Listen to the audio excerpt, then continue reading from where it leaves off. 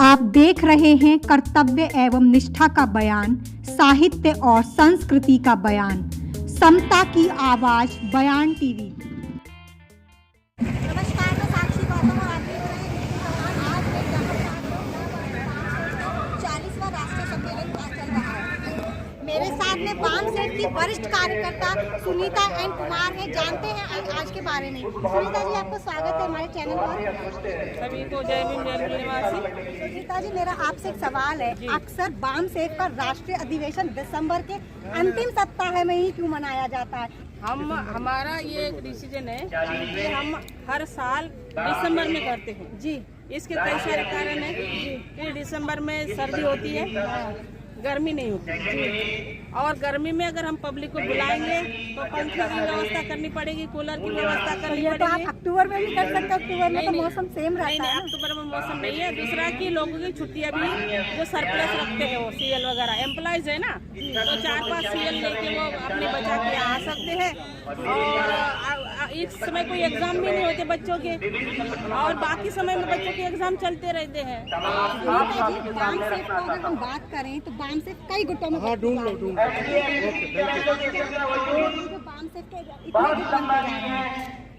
देखो, वाम सेठ एक ही वाम सेठ हम मानते हैं जो डेमोक्रेटिक जो गुट है वो व्यक्तिवादी संगठन है और बाबा साहब ने व्यक्तिवादी संगठन को नकारा।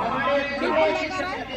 वॉल्यूम 1 में यानी राइटिंग एंड स्पीचेस वॉल्यूम 1 में बाबा साहब ने लिखा है कि जो भी कर्तव्य दायित्व है ये हस्तांतरित होना चाहिए, परिवर्तन होना चाहिए उसका। और किसी भी संगठन के दायित्व और कर्तव्य के जो लीडरशिप है उसका परिवर्तन होना चाहिए। अगर परिवर्तन नहीं होता तो वो संगठन नहीं, वो एक जमा वाला है। और जो व्यक्तिगत लीडरशिप है जिसको हम ऑटोक्रेटिक लीडरशिप कहते हैं, वो डॉक्टर अम्बेडकर ने नकारी और हम भी नकार। जो जिनके राष्ट्रीय अध्यक्ष आजीवन रहते हैं वो समाज को गुमराह कर रहे हैं, क्योंकि बाबा साहब ने डेमोक्रेसी दी और डेमोक्रेसी में क्या होता है, अध्यक्ष बदलना होता है। आज आप वाम सेठ को 40वें अधिवेशन को किस रूप में देख रहे हैं? धन्यवाद। जैसे कि आप देख रहे हैं कि जब वाम सेठ की शुरुआत हुई इसका नाम रखने के नहीं 5 साल और गली मोहल्ले के जो संगठन होते हैं 5 साल में तो बनते हैं और बिगड़ जाते हैं। और हम आज अगर 40वें अधिवेशन को मना रहे हैं तो उसके लिए लगातार प्रयास और नीति और हमारे समर्पित भाव जो कार्यकर्ता रहे उनका कैडर बेस्ड जो कार्यक्रम चला उसके अंदर योगदान रहा और वाम सेठ ने दिशा और दशा तय करने के लिए इस काम को आगे बढ़ाया।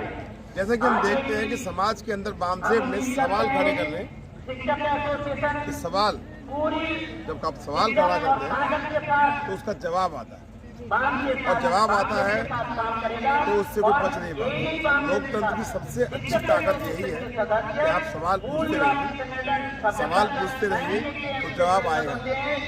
अगर आप जवाब के लिए काम करेंगे तो उसका हल होगा और हल उसका सवाल ही है।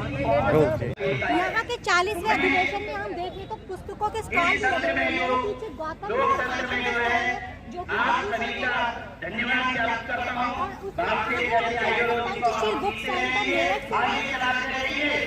यहाँ पर स्टॉलों पर तथागत बाबा साहब अम्बेडकर और यहाँ पर कुछ बुद्ध की मूर्तियाँ भी स्टॉलों पर देखी जा सकती है। कैलेंडर्स भी है।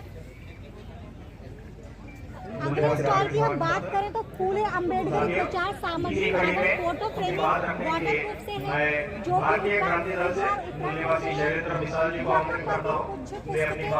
भारत का संविधान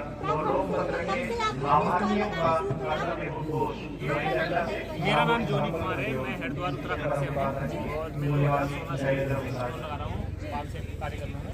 केवल वाम सेठ के कार्यक्रमों में लगाते हैं या अदर कार्यक्रमों में भी लगाते हैं? अदर कार्यक्रमों में बहुत कम, ज़्यादातर वाम सेठ के कार्यक्रमों में, क्योंकि यहाँ पे लोग जो आते हैं तो पुस्तक ज़्यादा लेते हैं और हमारा टारगेट ये है कि पुस्तक ज़्यादा से ज़्यादा समाज में जानी चाहिए, जिससे हमारे समाज को दिशा मिले। इसके आगे अगर हम स्टॉल पे चलें तो ब्लू बुक्स का है। मनोवादियों की सरकार बनी है। आपका शुभ नाम? मेरा नाम मदन प्रसाद हुआ। आप कहाँ से हैं? हाँ, पटना बिहार से। पटना बिहार से। आप ये स्टॉल कब से लगा रहे हैं? कल से लगा रहे हैं। नहीं, कितने टाइम हो गया आप लगाते? ये हुआ 3 साल से लगभग कर रहे 3 हैं। साल से हो गए। हाँ। तो आपके इस स्टॉल से किताबें खरीदी जाती हैं? हाँ, खरीदी जाती है। तो अभी बिक्री हुई है कुछ? हाँ, बिक्री हुआ है। भारत का संविधान है, गौतम बुद्ध का जीवन दर्शन है और एक किताब है शिक्षित मनो संगठित हो संघर्ष करो क्यों। ये किताबें है जो है लोगों को पसंद आ रही है। हाँ, लोगों को पसंद आ रही है। क्लास 1 आर्थिक से रिटायर किए हैं। आपने ये स्टॉल कब से प्रारंभ किया? स्टॉल कब से लगा रहे हैं? स्टॉल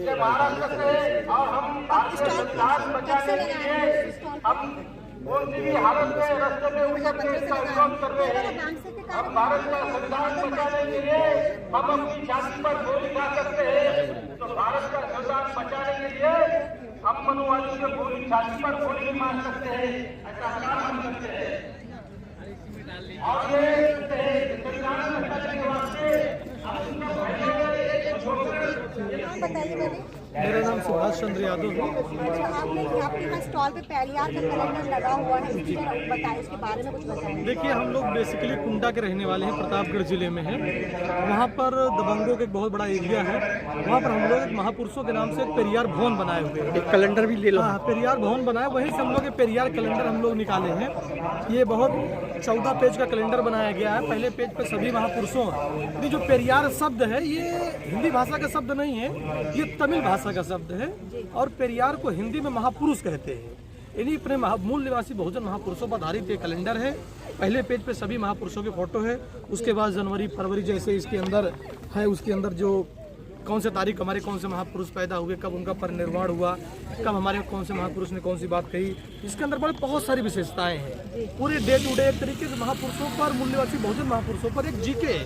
मतलब इसको देखने के बाद, पढ़ने के बाद लोगों को बड़ा अच्छा लग रहा है और ये लगभग उत्तर प्रदेश के लगभग सभी जिलों में भी बिक रहा है। 70 रुपये इसका सहयोग राशि है। इंडस पब्लिकेशन का है। शुभ नाम? मैं ललित कुमार।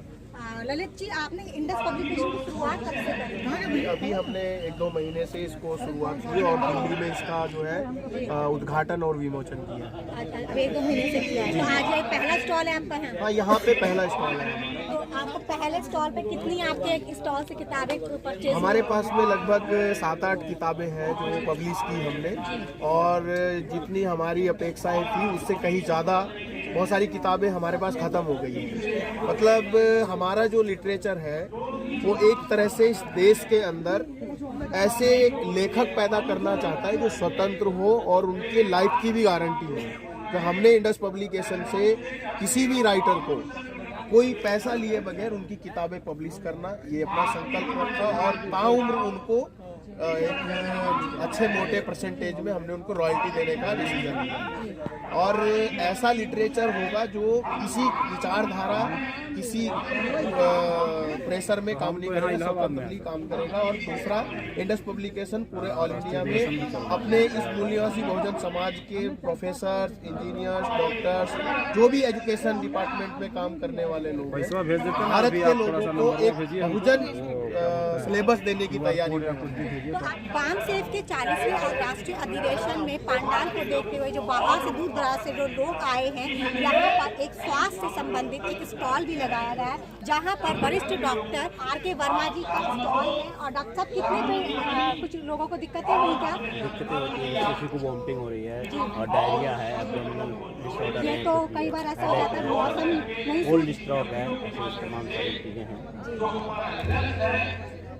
बाम सेफ का यहाँ पर स्टॉल है और हमारे साथ में बाम सेफ के वरिष्ठ कार्यकर्ता प्रेमपाल जी। प्रेमपाल जी, आप 40वें अधिवेशन की उपलब्धि के बारे में क्या कहेंगे?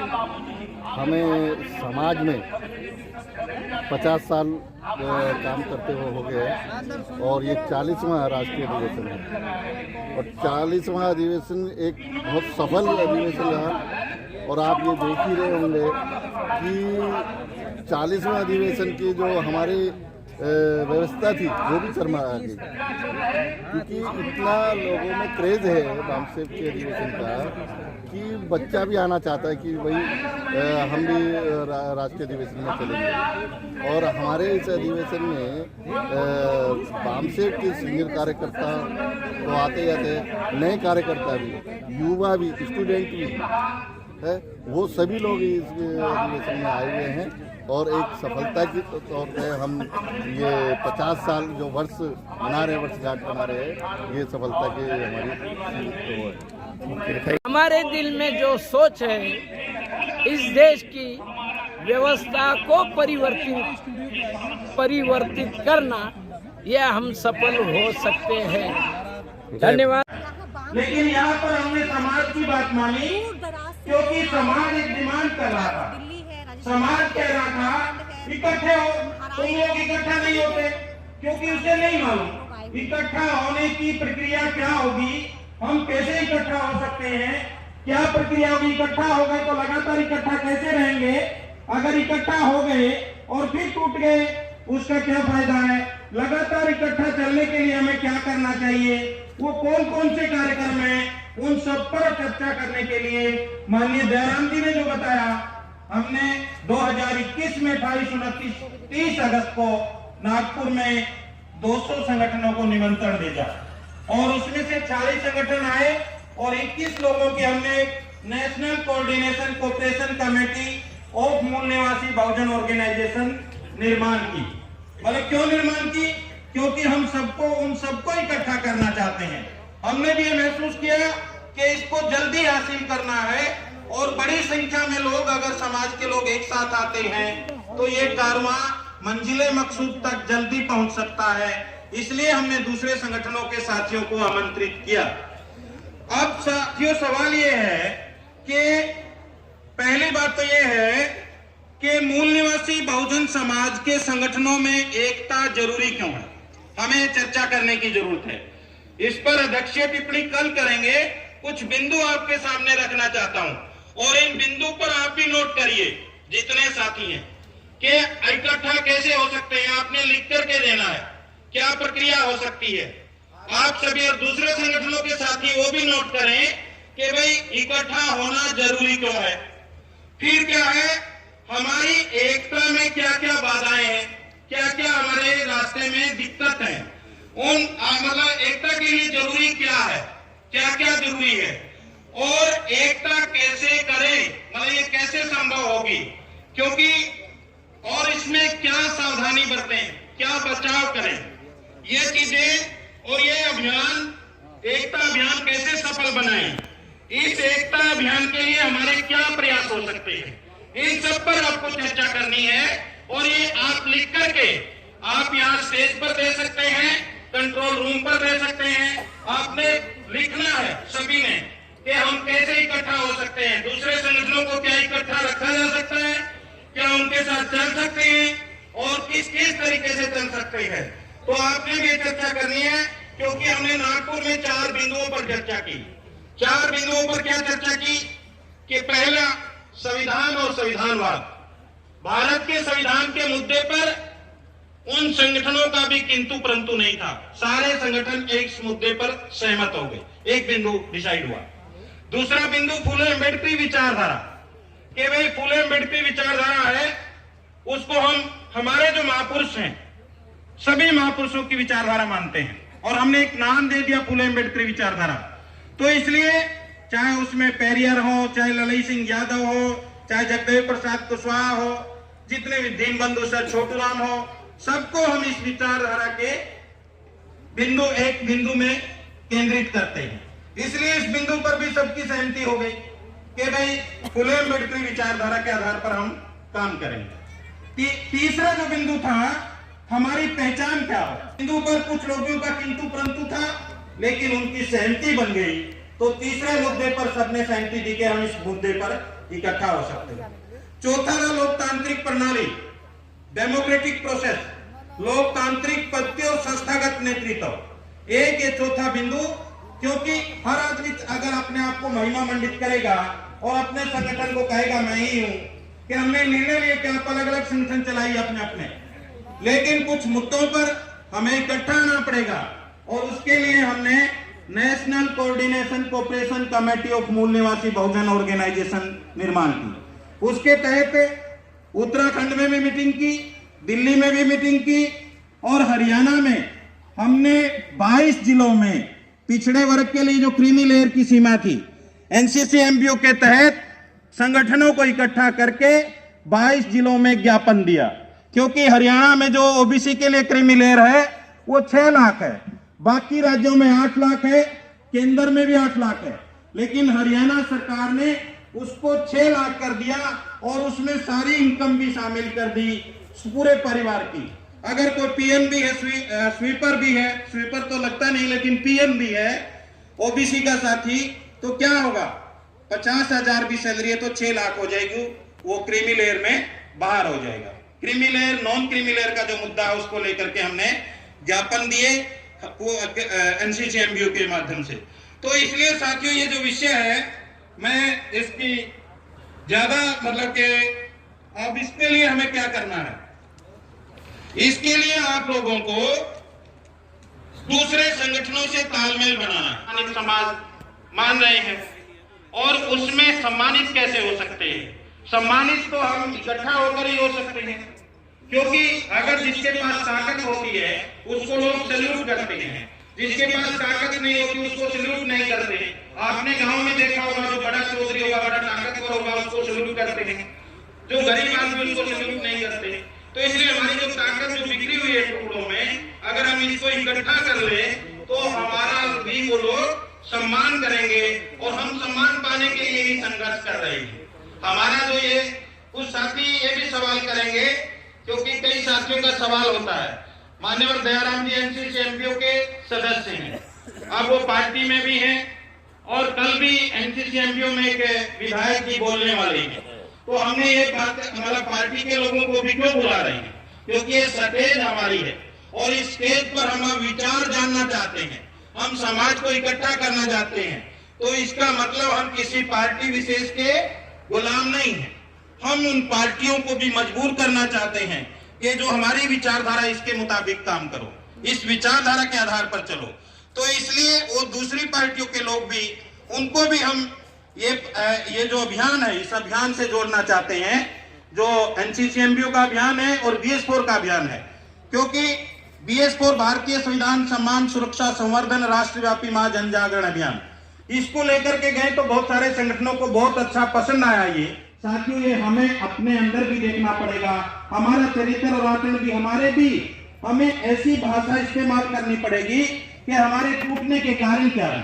कार्यशैली को लेकर के हम टूट जाते हैं, जातिवाद के नाम पर टूट जाते हैं और भाषावाद के नाम पर टूट जाते हैं, व्यक्तिवाद के नाम पर टूट जाते हैं, विचारधारा की अस्पष्टता के कारण टूट जाते हैं, अनुभव की कमी होती है उसके कारण टूट जाते हैं, धैर्यता की कमी होती है उसके कारण भी टूट जाते हैं, पद की जो लालसा उसके कारण भी टूट जाते हैं और हमारी खुद की पहचान के बारे में भी कई बार टूट जाते हैं। जो नियंत्रण है, पद प्रतिष्ठा, सम्मान और प्रेम प्यार, ईगो, इनके कारण भी हम लोग टूटते हैं। ये भी टूटने के कारण है, क्योंकि जब हमें बोलते हैं तो लोग उसका विरोध में खड़े हो जाते हैं। अब कोई साथी सहन कर लेता, कई आदमी उससे टूट करके बैठ जाते हैं, मुझे ऐसा बोला इस आदमी, मैं क्यों काम करूं इसके साथ, मुझे क्या करना है, मेरा मान सम्मान नहीं है। हम अपने मान सम्मान के लिए काम नहीं कर रहे, हालांकि हम समाज के मान सम्मान के लिए काम कर रहे हैं। मेरे साथ बाम से 40वें राष्ट्रीय अधिवेशन में उत्तराखंड से और ये उधम सिंह नगर से हैं, हल्द्वानी से। आप बाम से 40वें अधिवेशन को किस रूप में देखते हैं? हम इस अधिवेशन को देश का परिवर्तन के रूप में देखते हैं। हम देखते हैं कि ये नई चेतना, नई राष्ट्रीय देश में शासन सत्ता रहने का प्रयास करें।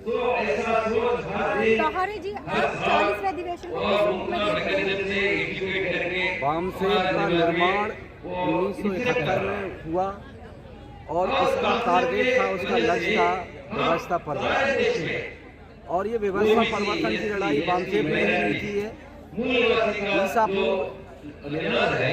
महात्मा गौतम बुद्ध से लेकर हमारे पूर्वज कबीरदास, संत रविदास जी, गाडगे महाराज, तुकाराम, अन्य तमाम संत जो थे, जो ये वर्ण व्यवस्था, ऊंच नीच की व्यवस्था, जिसमें एक वर्ग को संपूर्ण अधिकार और दूसरे वर्ग को एक गुलाम की श्रेणी में रखना, इन सब समस्याओं के समाधान के लिए महात्मा ज्योतिबा फुले ने शिक्षा के लिए अंग्रेज हुकूमत से लड़ाई लड़ करके हमारे मूल निवासी शूद्र समाज को शिक्षा का अधिकार दिलाया, जो कि बाबा साहब ने आगे चल के उसे संविधान में रखा। और जो बाबा साहब ने संविधान लिखा है, लोकतांत्रिक तरीके से देश की हमारी जो संपूर्ण आबादी है, उस संपूर्ण आबादी को हिस्से के अनुसार, जिसकी जितनी समाज में संख्या है उसके अनुसार उनको उसकी भागीदारी प्राप्त हो, यही बामसेब का लक्ष्य है। और व्यवस्था में हमारा 85 से 90% का हिस्सा होना चाहिए, और जो उद्योग है और जो जमीन है उसमें भी हमारा 85% का हिस्सा होना चाहिए। आर्य जी आप बताइए, 40 में देख रहे हैं ये पूरे भारत देश में ST SC OBC समाज जो हमारा अभियान चल रहा है, हकीकत है कि हमारा सक्सेस होगा बहुत आगे तक। इसके साथ ही साथ जो हमारे बामसेब की जो आउटसोर्स विंगें भी इसमें काम कर रही है। मूल निवासी विद्यार्थी संघ है और मूल निवासी कर्मचारी कल्याण महासंघ है, और उसके साथ साथ ही न्यूज है और मूल निवासी और हम लोग अभी बामसेब के जितने भी देश में काम कर रहे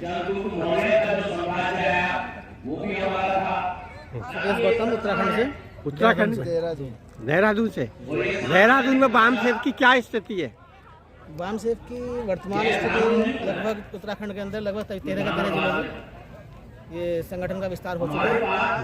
और मैं यही कहना चाहूँगा सभी साथियों को कि देखिए, बामसेब का जो ऑब्जेक्टिव है सामाजिक व्यवस्था परिवर्तन समय पर डिपेंड नहीं करता, परिवर्तन डिपेंड करता है ताकत पर। और दुनिया का सबसे मुश्किल काम है ताकत निर्माण करना। अगर हम समय की बात करें तो समय तो हजारों साल लग जाएंगे अगर हम ताकत निर्माण नहीं करते। तो परिवर्तन के लिए जो अपेक्षित ताकत चाहिए, वो अपेक्षित ताकत ही परिवर्तन करती है। तो वहाँ हमारा काम चल रहा है और BS वर्क के तहत हमारे जागरूकता रैली लगातार जारी है। आपके साथ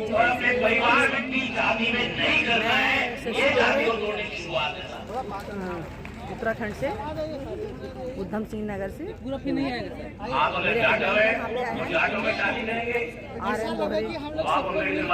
आए हैं और मेरी सहेलियाँ भी आई हैं मेरे साथ, और ये मुझे तो यहाँ बहुत अच्छा लगा। बाकी अपनापन भी और सब लोग